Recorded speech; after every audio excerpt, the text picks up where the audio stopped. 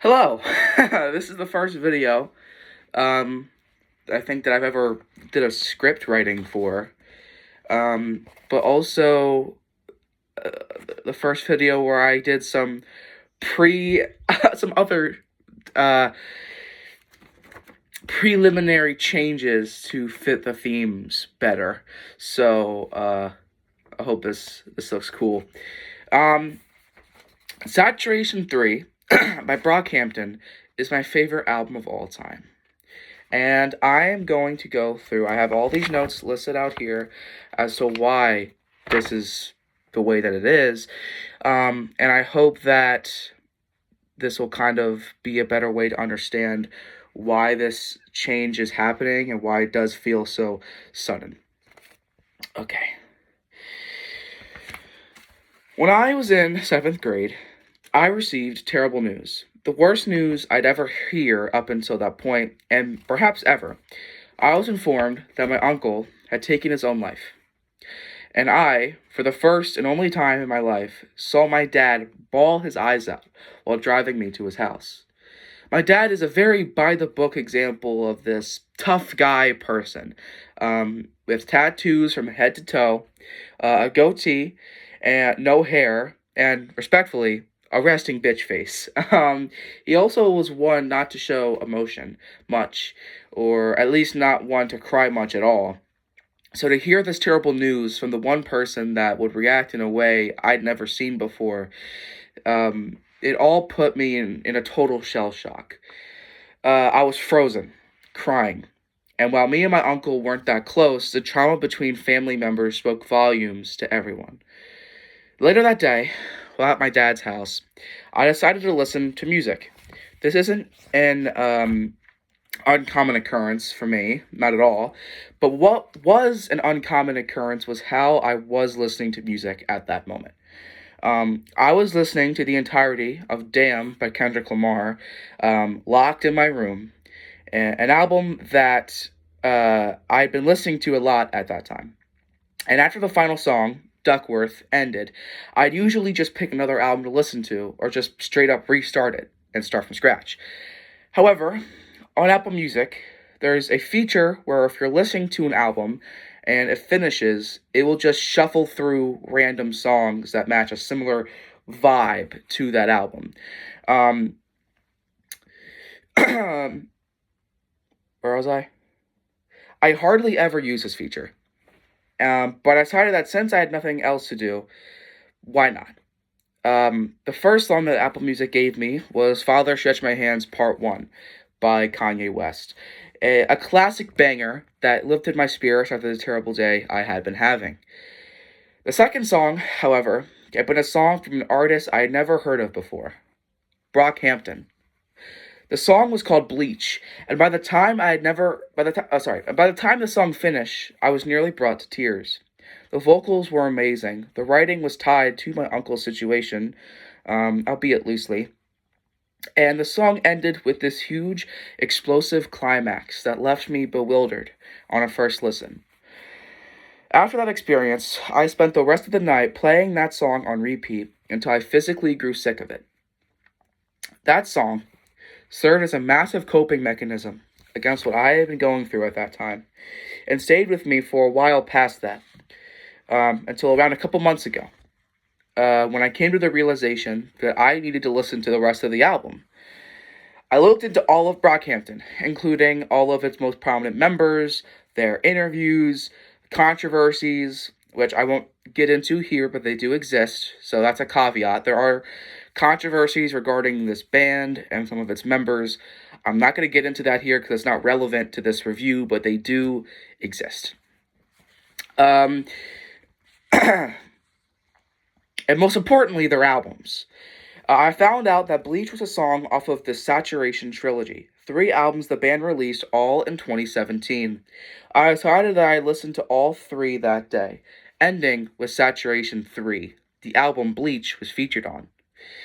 By the time I finished the final album, I was left impressed by the production and some performances, but I wasn't initially blown away by the albums as a whole. They all, especially Saturation 3, had to grow on me through many different listens, until now being at this stage when I can confidently say that Saturation 3 is my favorite album of all time. For one, this is due to the story I brought up prior, but also because I feel this album speaks to me and my personality and my struggles more than any other. Um, I will get into more of my personal connections with each song as I talk through them, but I also recognize that for obvious reasons, not many people reacting to this review can relate to this. So this opener, this preliminary thing, acts as a way for me to be able to explain why Saturation 3 is my favorite album ever, but every detail brought up from here on out is why this album is great, just in general. SKR said that people say that people that just talk about an album being good for personal reasons don't really have anything to actually say, and I agree with that to an extent, but my personal reasons with Saturation 3 are why it's my favorite album of all time, but everything I'm about to say from here on out is why it's just an amazing album in general. Boogie. This song, I think, encapsulates the chemistry between each member, with every major Brockhampton member, save for Bareface, and they all give very memorable verses that flow into the next seamlessly and make it feel like it's one big team effort. It also plays into the song itself, being a sort of victory lap for the band, both lyrically and sonically, because this song is so incredibly explosive in production, it's insane. I actually think this is a good time to mention how incredible this album is production-wise. This song is a clear outlier because no other song on the album sounds as bombastic as this one, but this album consistently has beat switches and evolutions throughout each song, like on Sister Nation and Alaska. It's not as impressive production-wise as something like To Pimp a Butterfly, but it is oozing with charisma and identity. Zipper. I love how this song shows off the personality and individuality of Brockhampton compared to other rap groups and even solo rappers. This song involves various video game references like The Legend of Zelda, as well as the chorus being a very obvious allusion to the movie Aladdin. The song name itself is a reference to Sackboy from Little Big Planet. While this may seem corny and too internet-brained for rap, I think it just makes the group feel more relatable and, as said prior, unique compared to other rappers out there. The best verse on this song for me has to be the first one, given by Joba, where he talks about his handling of his newly found wealth and fame, as well as his place in regards to how others perceive him, both of which being common themes within the album. Johnny. While being my least favorite song on the album due to the production feeling kind of muddy at times, I still love this song in its rawness. This song, and really every song, has very depressing lyricism detailed from each member, and at times this can come across as I'm 14 and this is deep core. And I think this album is as corny in its writing as The College Dropout is, or at least as corny as I can imagine some people might think it is. But to me, the writing feels very authentic and candid. Take the final and, in my opinion, best verse of the song, Joba's verse. And this is a reoccurring theme. I do love Joba. I think he is one of the better members of the band. His lines detail his reaction to his dog's death and a serious breakup happening to him at the same time, and how dangerous it was to his mental health. I don't find verses like these corny at all, and they are a dime a dozen on this album. Liquid, a pseudo interlude to the album, clocking in a little over a minute long, and it is then, for obvious reasons, a song I don't have much to say about.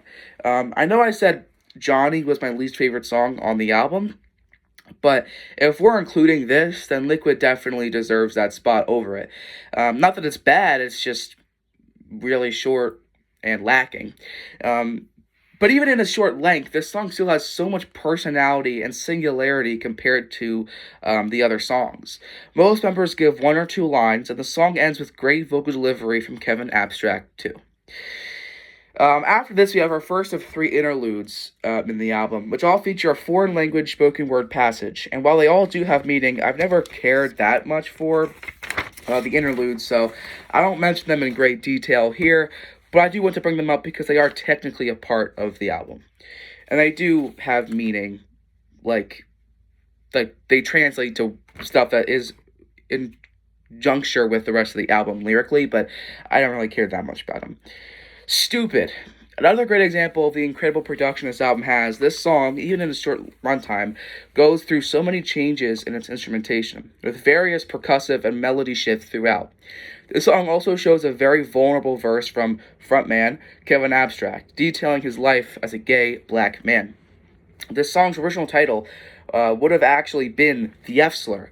And with the context that it was changed to the name Stupid, it really shows the aggression both Kevin puts into this song, as well as the aggression Kevin must receive on the day to day in any sense. Kevin's sexuality has not only been a recurring topic in Brockhampton's writing, but as well as in Kevin's solo career too, showing just how personal of a topic this is for him. Bleach. Now we finally get to Bleach, which, as said prior, is my favorite song on the album, as well as one of my favorite songs of all time. Where do I even begin with this song? First off, we get a feature artist, Ryan Beatty's infectious chorus, which instantly sets the depressing and softer tone that the entire song has. Then the song leads into Matt Champion's first verse, which details a very depressing and monotonous life of basically no joy. But he isolates himself. Sorry, I meant that wrong. Which details a very depressing and monotonous life of basically no joy outside of remembering events that have happened in the past. People try to reach him, but he isolates himself among everyone. Again, this to some may seem corny or dumb, but I find it all very authentic and a real reflection on each member's worst moments in life. And if not, to me at least, this song and the entirety of Saturation 3 make me reflect on my worst moments in life, so it's authentic to me. Later on in the song, Amir Vaughn raps his verse, which shows a life of pure solemnity and depression, finding validation in meaningless and vain actions like sex and drugs. This doesn't make him happier or more satisfied, just more complete in the moment. The other members give verses of a similar theme and highlighting struggles with insecurity and lifelessness. But I lastly want to highlight the explosive climax of this song, both vocally and sonically. First, as Kevin delivers the outro to the song, the synths and drums reach full volume and complexity, which really highlights that this is the climax the song has been working towards.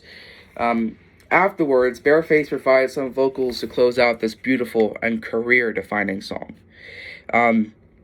I actually really love Bareface's inclusion here too, since this is the only song on the album to feature all 7 major members on it.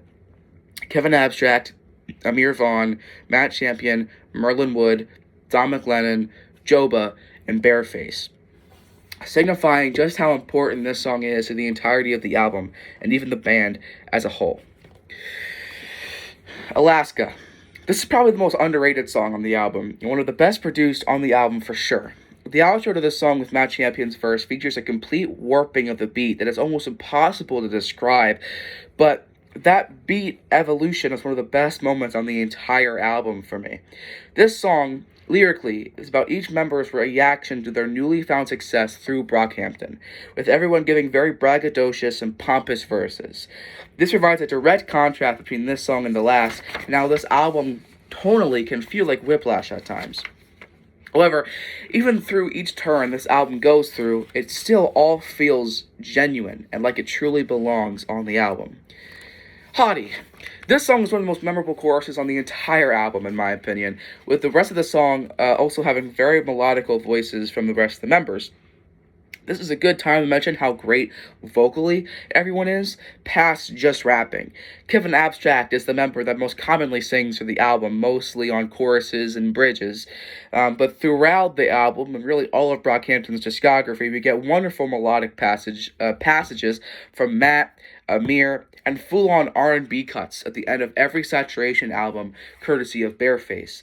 But more on that later. Sister Nation.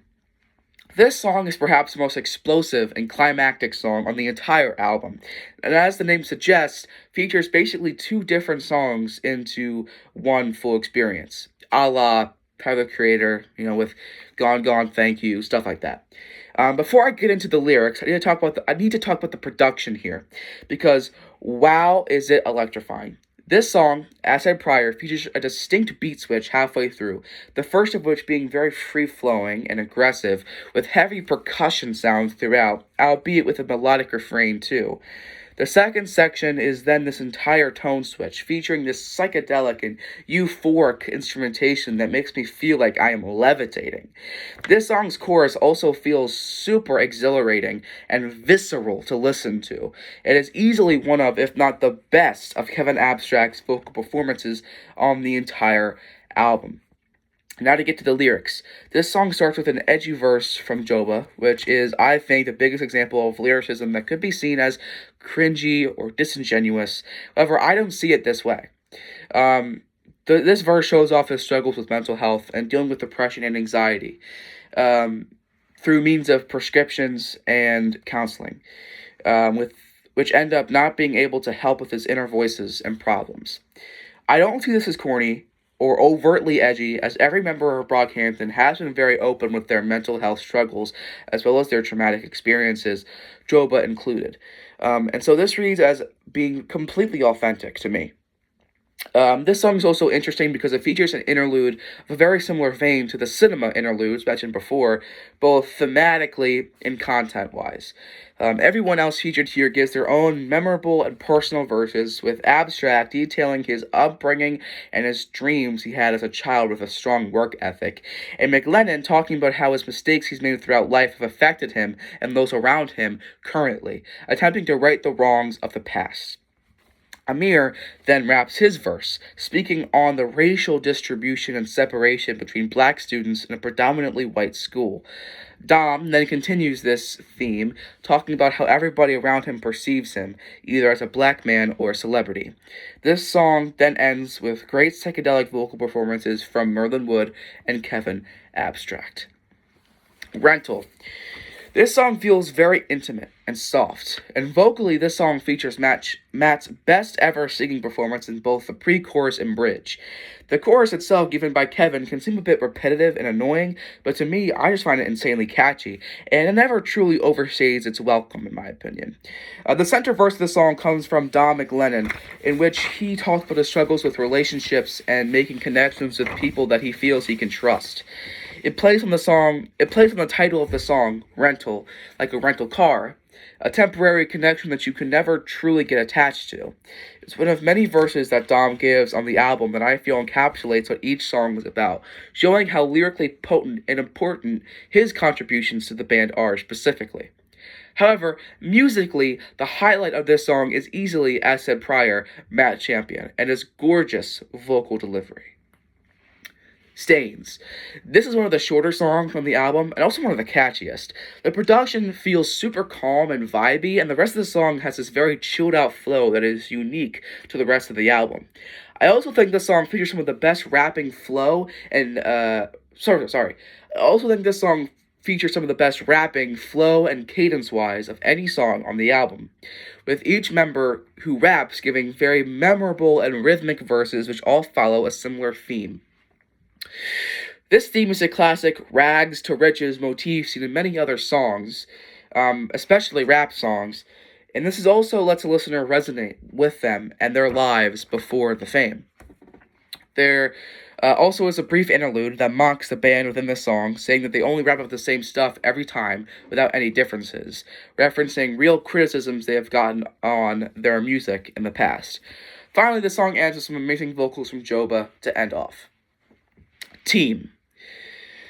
The album ends with a solo singing performance from member Bareface, a recurring theme for every outro of the Saturation trilogy.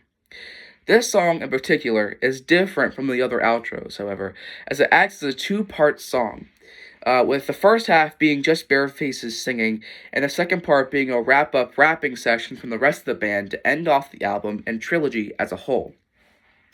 Bareface's part lyrically details a relationship between two cheaters, with Bareface speaking to or about his affair partner's boyfriend. This is a full circle moment for Bareface's solos on the trilogy, as the last song off Saturation 1, Waste, details Bareface himself being cheated on. The second section features predominantly a shared verse between Kevin and Amir, in which they speak on racial issues and struggles they have been through, with some complementing lines of a similar mood from Dom and Matt as well. The song then ends with audio that matches the first seconds of the first song off of Saturation 1, Heat, repeating the entire trilogy all at once. In summary, this album has so many layers and different styles of rap and even R&B that it all balances perfectly. With fantastic flows, amazing vocals, memorable and well-written verses, and some of the best production of any album I've ever heard. Saturation 3 does everything right. I don't think that you'll like this album as much as I do, simply because I relate and connect to this album on such a personal level that most people won't be able to understand for obvious reasons. However, I hope that this review has led you to be able to understand why this album is truly amazing down to nearly every detail, with every personal value removed. There is so much to latch on to and love here that I feel anyone can enjoy this album to the level that I do simply because it is that good. Thank you, Brockhampton. Favorite tracks: Bleach, Sister Nation, and Team. Least favorite tracks: Liquid and Johnny. Thank you.